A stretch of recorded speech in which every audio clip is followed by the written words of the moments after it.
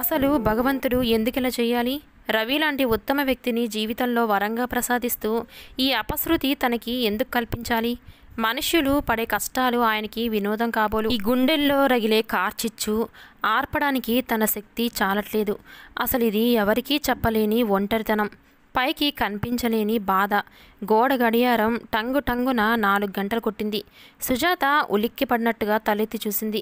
అప్పుడే 4 అయిపోయింది. రవి ఆ పూట త్వరగా ఇంటికి వచ్చేస్తానని చెప్పాడు. పిక్చర్కి వెళ్ళడానికి టికెట్లు రిజర్వ్ చేయించాడు. ఇంట్లో టిఫిన్ ఏమీ చేయవద్దని, బయట ఏ హోటల్లోనైనా తిని పిక్చర్కి వెళ్దామని, సరిగా 4 గంటలకల్లా రెడీగా ఉండమని చెప్పాడు. సుజాత నీరసంగా లేచింది. యాంత్రికంగా వెళ్ళి బీరువా తెరిచి చేతికి అందిన చీర జాకెట్టు తీసి మంచం మీద పడేసింది. నగలు తెచ్చి డ్రెస్సింగ్ టేబుల్ మీద పెట్టి బీరువా మూసేసింది. బీరువా మూసిన సుజాత వెనక్కు తిరిగి బీరువాకి ఆనుకొని ఒక్క క్షణం కళ్ళు మూసుకుంది. మనసులో లేని ఆనందం నటించడం ఎంత కష్టం. ఇది వరకు రవితో ఎక్కడికైనా వెళ్ళాలంటే ఎంతో ఉత్సాహంగా ఉండేది. ముందే రకరకాల చీరలు తీసి అందులో ఏం కట్టుకుంటే ఆ పూట బాగుంటుందా అనుకుంటూ గంట ఎన్నిక చేసేదాన్ని. నలుగురిలోకి వెళ్ళినప్పుడు ఎవరికైనా రవి నా భార్య అని పరిచయం చేస్తున్నప్పుడు వాళ్ళు ఈడుజోడుగా ఉన్న చక్కని జంట అని ప్రశంసాదృక్కులతో చూస్తుంటే ఎంతో గర్వంగా అనిపించేది. ఇప్పుడు ఎక్కడికి వెళ్ళబుద్ధి కావట్లేదు. రవి మానసికంగా ఎంత గంభీరుడో, నలుగురి మధ్య ఉన్నప్పుడు అంత సరదాగా ఉంటాడు. అతను ఉన్న చోట గొల్లున నవ్వులు వినిపిస్తూనే ఉంటాయి. తను నవ్వుతూ ఉండి ఎదుటివారిని నవ్వులతో ముంచెత్తడమే అతని వ్యక్తిత్వంలో ఉన్న బలీయమైన ఆకర్షణ. Hello, what a wonderful pose! Ajanta సుందరలా ఉన్నావు. సుజాత ఉలిక్కిపడి కళ్ళు తెరిచింది. ఎదురుగా లత నిలబడి ఉంది. ఏమిటి పగటి కళ్ళు కంటున్నావా? మీ ఆయనతో సరసమాడిన సంఘటనలా ఏంటి? ఎందుకొచ్చావు ఇక్కడికి? సుజాత ముఖంలో ఒక్కసారిగా ఆవేశం పొంగుకొచ్చింది. వచ్చేటట్లు నువ్వే చేస్తున్నావుగా నన్ను. మాలాంటి బీదవాళ్ళని 10 సార్లు మీ చుట్టూ తిప్పించుకోవడం మీ డబ్బు గల వాళ్ళకి ఒక సరదాలే. లత అక్కడున్న స్టూల్ మీద కూర్చుంటుంది. లత, మర్యాదగా ఇక్కడి నుంచి వెంటనే వెళ్ళిపో. నువ్వు ఈ మాట సీరియస్గా అంటే వెళ్ళిపోతాను. లత బ్యాగ్లో నుంచి సిగరెట్ తీసి లైటర్తో వెలిగించుకుంది. సుజాతకి దాన్ని చూడంగానే రక్తమంతా నీళ్లుగా మారినంత నీరసం వచ్చేసింది. నన్నిలా వేధిస్తే నీకేమొస్తుందే? ఉద్యోగం వస్తుంది. రవి నీకు ఉద్యోగం ఇవ్వటం అసంభవం అని మొన్న ఫోన్లో చెప్పాను కదా. భార్యలు తలుచుకుంటే భర్తల చేత చేయించలేని పని లేదని నేను చెప్పాను కదా నీకు అప్పుడే. లత, నీకు ఇది న్యాయం కాదు. నేను నీకు ఏం అపకారం చేశాను చెప్పు? నా జీవితంలో ఎందుకిలా నిప్పులు పోస్తున్నావు? నువ్వెందుకింత స్వార్థంగా ప్రవర్తిస్తున్నావు? నీ భర్త చేతిలో అధికారం ఉంది కదా, కాస్త ఉద్యోగం ఇప్పించమంటే కాదని అంటున్నావు. స్నేహితురాలివి కదా, ఇంటికి వస్తే అంటరాన్ని దాన్ని చూసినట్లు చూస్తున్నావు. ఇప్పుడు నన్నేం చేయమంటావో చెప్పు? రవిని ఉద్యోగం ఇమ్మను, అది అసంభవం. అయితే ఒక 10,000 ఇవ్వు. ఒక ఫారిన్ కంపెనీలో రిసెప్షనిస్టు పోస్టు ఉందట. అది నాకు రావాలంటే మధ్య వ్యక్తికి 10,000 తినిపించాలి. 10,000? అంత డబ్బు నేనెక్కడి నుంచి తీసుకురాను? ఏమో, నాకేం తెలుస్తుంది? నీ భర్త దగ్గర చనువుంటే కావాలని అడుగు, లేదంటే దొంగతనం చెయ్యి. డబ్బు గల స్నేహితులుంటే అప్పు చెయ్యి. ఎలాగైనా నువ్వు ఇచ్చి తీరాల్సిందే. ఇవ్వపోతే? పళ్ళ బిగువున అడిగింది. ఇవ్వకపోతే నా ఫ్రెండ్ శేషు నడుపుతున్న శృంగార నాయకి పత్రిక తెలుసు కదా నీకు? ఇవి వాడి చేతికిస్తే నాకు 10,000 కాదు 20,000 వస్తాయి. వాడి పత్రిక సర్క్యులేషన్ 50,000 పెరుగుతుంది. రసవత్తరమైన ఆ కథలో నువ్వు, మదన్, అలాగే రవి, నారాయణరావు గారు ఫోటోలతో సహా బయటికి వచ్చేస్తారు. లత, సుజాత అరిచింది. హుష్, ఎందుకలా అరుస్తావు? మాట మాత్రానికే నువ్విలా అయితే ఇక కల్లార చదివితే ఇంకెలా అయిపోతావో. లత సుజాతతో మాట్లాడుతూ యథాలాపంగా పక్కన డ్రెస్సింగ్ టేబుల్ మీద పెట్టి ఉన్న నగల పెట్టెని చేతిలోకి తీసి తెరచి చూసింది. అందులో ఉన్న నెక్లెస్, గాజులు, ఉంగరం సెట్ చూడగానే లత కళ్ళు మెరిసిపోయాయి. అబ్బా, ఎంత బాగుందే ఈ నెక్లెస్! రేపు మా కజిన్ పెళ్ళి ఉంది, పెట్టుకొని మళ్ళీ తిరిగిచ్చేస్తాను అంటూ పెట్టె మూసేసి బ్యాగులో టకామని వేసేసుకుంది ఆ నెక్లెస్. ఇంతలో బయట కారు ఆగిన ధ్వని వినిపించింది. సుజాత నిటారుగైపోయింది. లత బ్యాగ్ మూసి లేచింది. చేతిలో ఉన్న సగం కాలిన సిగరెట్ అక్కడ పడేసింది. మీ ఆయన వచ్చినట్టున్నాడు, నేను వెళ్తానికా? లత, ఆ నెక్లెస్ ఇచ్చేయి ఆదుర్దాగా అడిగింది సుజాత. రేపు ఇచ్చేస్తానులే, ఎక్కడ పారేయంలే, భయపడమాకు. సుజాత వెళ్ళిపోతున్న లతని బలవంతంగా ఆపి అది వెనక్కు తీసుకునే అవకాశం లేకపోయింది. రవి లోపలకు రానే వచ్చాడు. అతను పడక గదిలో నుంచి వయ్యారంగా బయటికి వస్తున్న లతను చూశాడు. లత అతని పక్క నుంచే బ్యాగ్ మరింత విలాసంగా ఊపుకుంటూ వెళ్ళిపోయింది. ఈ అమ్మాయి మళ్ళీ ఎందుకు వచ్చింది? అతని కంఠం తీరు చూసి సుజాత కంగారు పడిపోయింది. ఊరికేనే అండి, నీకు బుద్ధుందా? ఆ అమ్మాయి మంచిది కాదని చెబుతూనే ఉన్నాం కదా, ఇంటికి రానివద్దని చెప్పిన తర్వాత కూడా రాణిస్తున్నావా? నేను వద్దని చెప్పాను. రవి పడక గదిలోకి వచ్చాడు. అక్కడ నేల మీద చివర కొసకాలుతున్న సిగరెట్ చూడగానే అతని కోపం ఇంకా ఎక్కువైపోయింది. నువ్వు రావద్దంటేనే సరాసరి పడక గదిలోకి వచ్చిందా? నువ్వు వద్దని చెప్తుంటేనే సిగరెట్ కాల్చేటంతసేపు కూర్చుందన్నమాట. నేను వెళ్ళమని చెప్పానండి. నోర్ముయ్, నా దగ్గర అబద్ధాలు ఆడడానికి సిగ్గులేదు నీకు? ఈ కాస్త విషయంలో అంత పెద్ద అబద్ధం ఎందుకు? అంత చనువుగా ఆ అమ్మాయి వచ్చేస్తే వెళ్ళమనలేకపోయానని నిజం చెప్పకూడదు? సుజా, ఇప్పుడే చెబుతున్నాను, మొహమాటానికి కూడా కొన్ని హద్దులున్నాయి. ఆ లత ఈ ఇంట్లో ఇంకొకసారి అడుగుపెట్టడం నేను చూశానంటే ఊరుకొని, తెలిసిందా? సుజాత తెలిసిందన్నట్లు తల ఊపింది. చిచ్చి వెదవగోల, ఎంత సంతోషంగా ఇంటికి వచ్చానో, నా మూడంతా చంపేశావు. సుజాత మెరుపులా అక్కడి నుంచి వెళ్ళిపోయింది. రవి స్నానం చేసి వచ్చాడు. బట్టలు మార్చుకున్నాడు. సుజా బిగ్గరగా పిలిచాడు. సుజాత పలకలేదు. సుజా! అతను గట్టిగా రెండోసారి మళ్ళీ పిలిచాడు. అప్పటికి జవాబు రాలేదు. రవి వంటింటి వైపు వచ్చాడు. డైనింగ్ టేబుల్ దగ్గర కూర్చొని ఉన్న సుజాత అతన్ని చూడగానే చప్పున కళ్ళు తుడుచుకొని లేచి నిలబడింది. ఇంకా ఇలాగే ఉన్నావేం? సినిమాకి రావా? సుజాత అతని వైపు చూసింది. రవి గతుక్కుమన్నాడు. దీనంగా వ్యధాభరితంగా కన్నీళ్ళని బలవంతంగా దిగమింగడానికి విశ్వప్రయత్నం చేస్తూ పరాజయం పొందుతూ మంకెన పువ్వల్లా ఉన్న ఆ కళ్ళం చూడగానే అతని మనసు కరిగిపోయింది. దగ్గరకు వచ్చేశాడు. ఏమిటి ఆలస్యం? మనం ఈ పూట సినిమాకి వెళ్ళాలని అనుకున్నాం కదా, వద్దా? మీరు కోపంగా ఉంటేను జీరపోయిన కంఠంతో అంది. అందుకని నువ్వు ఇంకేం మాట్లాడకుండా ఒక మూలకు పోయి కూర్చుంటావన్నమాట. నన్ను చూసి భయపడ్డానికి నువ్వేమైనా పని మనిషివా, లేక ఫ్యాక్టరీలో వర్కర్వా? నేను కోపంగా ఉంటే దగ్గరికి వచ్చి నా కోపం పోగొట్టి సినిమాకి బయలుదేరదీకూడదా? నిష్ఠూరంగా అన్నాడు. ఈ సమయంలో నేను అలా చేస్తే మీకు ఇంకా కోపం వస్తుందనుకున్నానండి. రవి పెదవుల మీద చిరునవ్వు మెదిలింది. నువ్వు చాలా తెలియగలదాని సుజా. ఎదుటి వాళ్ళ మనసులు గ్రహించే నేర్పు నీకు అపారంగా ఉంది. నిజమే, నువ్వు అలా చేస్తే నా కోపం ఎక్కువే అయ్యేదేమో నిజంగా. సరే, ఇప్పటికే ఆలస్యమయ్యింది, త్వరగా బయలుదేరు అన్నాడు. సుజాత గబగబా ముస్తాబై వచ్చింది. గుడ్, అలా ఉండాలి నా శ్రీమతంటే. రవి పర్ఫ్యూమ్ తను స్ప్రే చేసుకుంటున్న వాడల్లా సుజాతకి కూడా చేశాడు. సుజాత వాచి ఉన్న కళ్ళని చూడగానే భుజాలు పట్టి దగ్గరకు తీసుకుంటూ, నువ్వు ఇంతసేపు బాత్రూంలో స్నానం చేసొచ్చావా, లేక ఏడ్చొచ్చావా అన్నాడు. అబ్బా సర్లే అండి, సినిమాకి టైం అయిపోతుంది. అతని వాచిలోకి చూస్తూ గుర్తు చేసింది. నీదే ఆలస్యం అన్నాడతను. నేను రెడీ అయిపోయాను. అమ్మాయి గారు భర్త మెప్పించాలని తొందరలో అలంకరణ సగంలోనే ముగించేశారు. అతను సుజాతని నిలువుటద్దం వైపు తిప్పాడు. చీర ముస్తాబుతో సరిపోయిందా? నగలేవి నెక్లెస్ పెట్టుకొని మెడ ఎలా బోసిగా ఉందో చూడు. నెక్లెసా? అది విరిగిపోయిందండి, తోట్రుపాటు అణుచుకుంటూ అంది. విరిగిపోయిందా? ఎప్పుడు? నాకు చెప్పలేదే. మొన్న జడకి చిక్కుపడింది, బలంగా లాగుతుంటే తెగింది. అతుకు పెట్టడానికి ఇచ్చాను. ఎవరికిచ్చావు? కంసాలికండి. అతను నాకు బాగా తెలిసిన వాడేలే, రేపు ఇచ్చేస్తానని అన్నాడు. పోనీ గాజులు వేసుకో. నెక్లెస్ లేకుండా గాజులు బాగుండవండి. సరే, ఆల్ రైట్, దేవి గారి ఇష్టం. నాకు నగలు పెట్టుకున్నా పెట్టుకోకపోయినా ఎట్లా ఉన్నా సరే నువ్వు అందంగానే ఉంటావు. అతను కారు తాళాలు తీసుకుంటూ అన్నాడు. సుజాత వంటింట్లో పనిచేస్తుంది. ఇంతలో ఫోన్ మోగింది. సుజాత ఫోన్ దగ్గరికి వచ్చింది. భయంగా దాని వైపు చూసింది. మెల్లగా రిసీవర్ ఎత్తి పని మనిషిలాగా యాసలో ఎవరు అంది. మదన్ అయితే పెట్టేయచ్చు, లత అయితే నెక్లెస్ విషయంలో గట్టిగా చివాట్లు పెట్టచ్చు అనుకుంది. కానీ అవతల నుంచి రవి పలికాడు. హలో, మీ అమ్మగారిని పిలు అన్నాడు రవి. నేను సుజాతని మాట్లాడుతున్నాను. నువ్వా? ఈ దీర్ఘాలు ఎప్పటి నుంచి నేర్చావు? నేను పని మనిషి అనుకున్నాను సుమా అన్నాడతను నవ్వుతూ. సుజాత కూడా నవ్వింది. ఏంటి సంగతి? నేను మధ్యాహ్నం భోజనానికి రావడం లేదు. నువ్వు తినేసి పడుకో, తర్వాత సాయంత్రం త్వరగా వస్తాను. బెస్ట్ చీర కట్టుకొని రెడీగా ఉండు. ఏంటి విశేషం? ఉత్సాహంగా అడిగింది. ఈరోజు మదన్ పుట్టినరోజు. రాత్రికి క్లబ్లో గ్రాండ్గా పార్టీకి ఏర్పాటు చేశాడట. మనల్ని రమ్మంటున్నాడు. అలాగా? సుజాత కంఠంలో హుషారు పోయింది. చెప్పినట్టుగానే రవి సాయంత్రం త్వరగా ఇంటికి వచ్చేశాడు. కానీ సుజాత అతను చెప్పినట్లుగా పార్టీకి వెళ్ళడానికి సిద్ధంగా లేదు.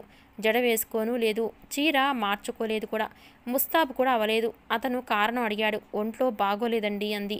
మదన్ నిన్ను తీసుకురమ్మనమని మరీ చెప్పాడు. మనం వెళ్ళకపోతే బాగోదు, కొద్దిసేపే ఉండి వచ్చేద్దాంలే, బయలుదేరు అన్నాడు. నేను రాలేనండి. రవి నువ్వు వెళ్ళు, మధ్యాహ్నం బాగానే ఉన్నావుగా, ఇంతలో ఏమైంది? అసలు ఈ ఊరు వచ్చినప్పటి నుంచి చూస్తున్నాను, నువ్వు మునుపటి సుజాతవి కానే కావు, చాలా మారిపోయావు. నీ ఇష్టానికి వ్యతిరేకంగా ఈ ఊళ్ళో ఉంటున్నామని నన్ను ఇలా సాధిస్తున్నావు. రవి బీరువా దగ్గరికి వెళ్ళి తలుపు తెరిచి అందులో నుంచి అతని చేతికి వచ్చిన చీర తీసి మంచం మీద గిరాటు కొడుతూ, లే, ముందు లేచి తయారవు, అనవసరంగా చీటికి మాటికి నన్ను విసిగించద్దు అన్నాడు. సుజాత మౌనంగా లేచి ఆ చీర తీసుకొని చకచక తయారై వచ్చింది. రవి సుజాతని ఒక్క నిమిషం పరిశీలనగా గమనించిన వాడల్లా బోసిగా ఉన్న మెడ చూస్తూ, నెక్లెస్ ఇంకా తెచ్చుకోలేదా నువ్వు అన్నాడు. ఇంకా తయారు కాలేదంటండి అని తడబడుతూ చెప్పేసింది. ఒక్కరోజులోనే ఇస్తానన్నాడని చెప్పావు కదా, 10 రోజులు అయ్యింది, ఇంకా ఇవ్వలేదా?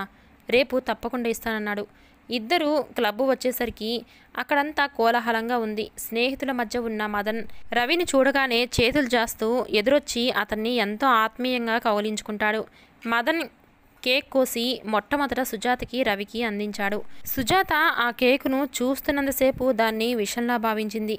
ఇంతలో అత్యంత అధునాతనంగా ఉన్న డ్రెస్సులో హలో ఎవ్రీబడి అంటూ లత అక్కడికి వచ్చేసింది. హలో సుజా, నువ్వు రావనుకున్నానే సుమా అంది. లత మెడలో మెరుస్తున్న నెక్లెస్ అందరి చూపుల్ని ఆకర్షిస్తుంది. రవి అది చూడగానే నిశ్చేష్టుడయ్యాడు. సుజా, నీ నెక్లెస్ ఈ అమ్మాయి దగ్గరికి ఎలా వచ్చింది అన్నాడు. కంగారు పడిన సుజాత, ఏమో నాకు తెలియదండి అంది. రవి లత చెయ్యి పట్టిలాగి, ఈ నెక్లెస్ నీకెక్కడిది అని అడిగాడు. లత ఓరకళ్ళతో సుజాత వైపు చూస్తూ, మీ భార్యని అడగండి. ఏం సుజా, మీ ఆయనకి చెప్పలేదా అంది. సుజా గుండెల్లో గాలి దుమారాలు వీస్తున్నాయి. అది బయటికి కనిపించనీయకుండా శక్తినంతా కూడదీసుకుంటూ అలాగే నిలబడింది. రవి సుజాత వైపే చూస్తున్నాడు. సుజాతే అది తనకిచ్చిందా? అతను నమ్మలేకపోతున్నాడు. ఇది చూసిన మదన్ చప్పున తను కల్పించుకుంటూ అన్నాడు. రవి, లతకి నగల మీద చాలా మోజెక్కువ. ఈరోజు పార్టీ ఉందిగా, దానికోసం సుజాతని బలవంత పెట్టి తెచ్చుకొని ఉంటుంది.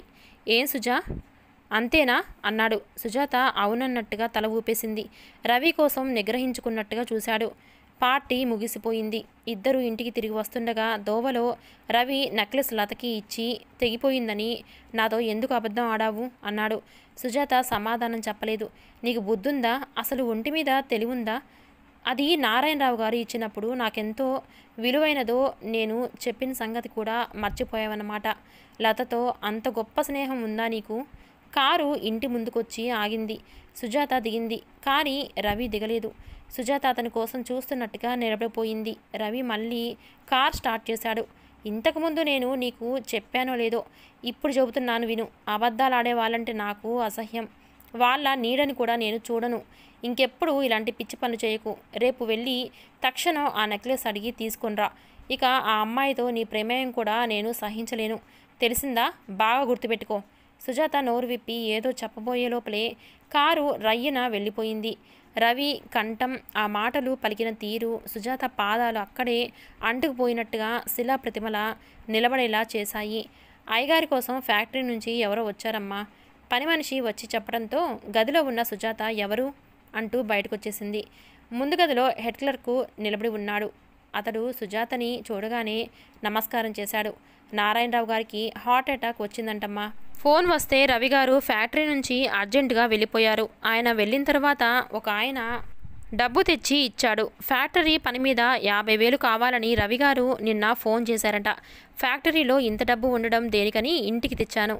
మీరు జాగ్రత్త చేసి రవిగారు రాగానే అప్పగించేసేయండి అంటూ కవరు అందించాడు సుజాతకి. సుజాత డబ్బు తీసి లెక్కపెట్టింది. సరిగ్గా 50,000 ఉన్నాయి దానిలో. హెడ్ క్లర్కు వెళ్ళిపోయాడు. సుజాత డబ్బు తీసుకొచ్చి బీరువాలో పెట్టి తాళం వేసేసింది. ఆ డబ్బు చూడగానే సుజాత మనసులో చిత్రమైన సంచలనం బయలుదేరింది. హెడ్ క్లర్కు తనకి డబ్బు తెచ్చి ఇచ్చాడు.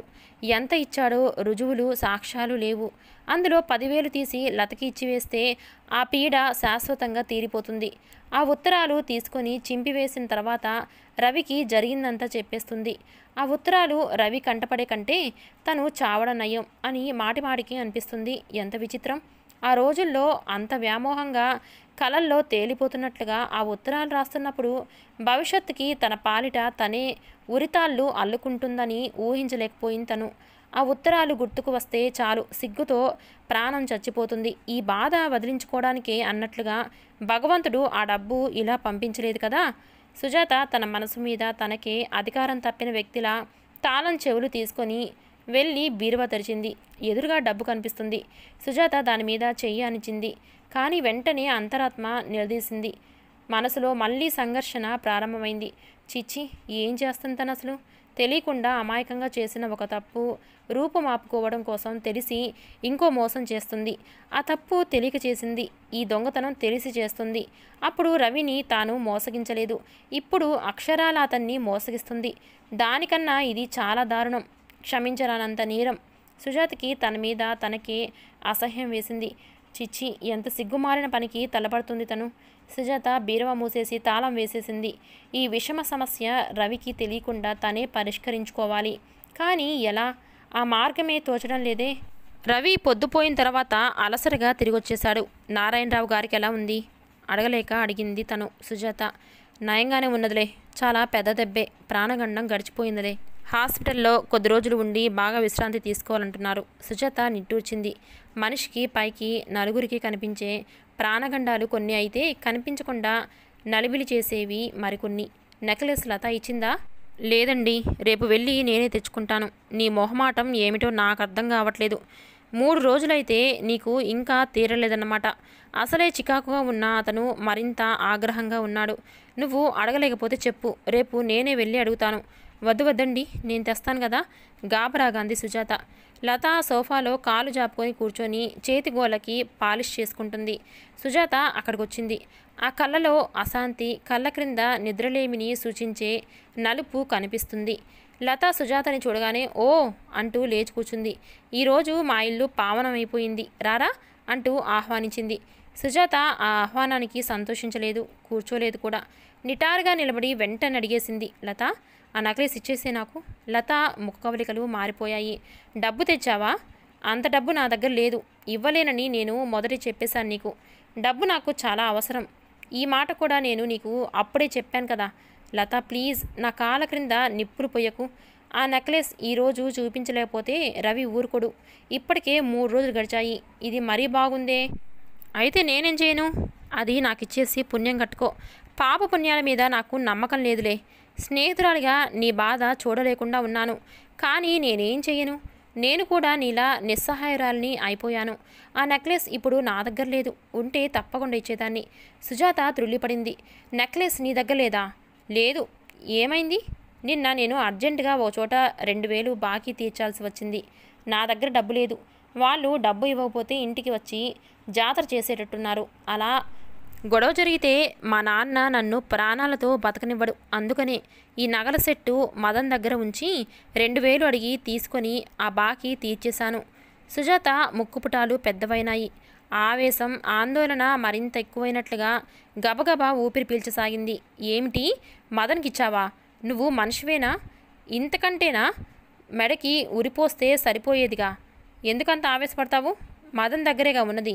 అతను జాగ్రత్తగా నీకే ఇస్తాలే. నువ్వు వెళ్ళి అడుగు. నీకు చేతనైతే ఆ 2000 అతనికి ఇవ్వు. చేత కాకపోతే బ్రతనాడుకో. అతనే ఏదో ఒక ఉపాయం చూపిస్తాలే. ఛీ, నోర్మి. ఆడదానికి ఆడదే ఎంత శత్రువో అక్షరాల రుజువు చేశావు. నీతో స్నేహం చేసిన వేళ ఎంత పాపిష్టిదో గాని నా జీవితానికి శాపంలా తయారయ్యావు నువ్వు. నీలాంటి ఆడపిల్లని ఇంత నరకంలో తొయ్యటానికి నీకు సిగ్గులేదు? సిగ్గా? లతా భుజాలు కదిలేలా నవ్వింది. సిగ్గా నాకా? ఎందుకే? ఒకరిని ప్రేమించి ఇంకొకరిని పెళ్లి చేసుకొని పతివ్రతలా మాట్లాడడం నీకే చెల్లింది. జరిగింది భర్తకి తెలియకుండా దాచిపెట్టుకొని పెద్ద మనిషిలాగా నటించే నువ్వు ఒక భార్యవేనా? నోర్ముయ్. నేను నోరు మూసుకుంటే నీ గతం మాసిపోదు. నువ్వు బ్రతికిన బ్రతుకు అది. ఎందుకింత గింజుకుంటున్నావు? వెళ్ళి మదన్ కాళ్ళ వెళ్ళపడి బతునాడుకోపో. నీ గతం తుడిచేయడం అతనికొక్కడికే సాధ్యం అవుతుంది. నా కంఠంలో ప్రాణం ఉండగా అతన్ని నేను ఏమి అడగను. మీరు నన్నేం చేయలేరు కూడా. ఇన్నాళ్ళు అర్థం లేని భయంతో సంకోచించాను. ఏమైపోతుందోననే జంకుతో వెనక్కు తగ్గాను. మీలాంటి దుర్మార్గుల చేతులలో చిక్కుకొని జీవితంలో అడుగడుగు నరకం చేసుకునే కంటే రవి లాంటి సజ్జనుడిని కోపానికి గురి అవ్వడమే చాలా నయం. వస్తాను. సుజాత సుడిగాలిలా అక్కడి నుంచి వెళ్ళిపోయింది. ఏంటి బేబీ, సుజాతని పిలుస్తున్నా వినిపించుకోకుండా అలా కోపంగా వెళ్ళిపోతుంది. డేవిడ్ కూరల బుట్ట తీసుకొని లోపలికి వస్తూ అడిగాడు. తండ్రిని చూడగానే లత కంగారు పడిపోయింది. ఏం లేదు డాడీ. అబ్బే ఏముంది, వాళ్ళ ఆయన దగ్గర నేను స్టెనోగో చేస్తున్నాను కదూ, తనకేదో అనుమానంగా ఉంది. రవి ఆఫీస్ నుంచి తిన్నగా ఇంటికి రావటం లేదట.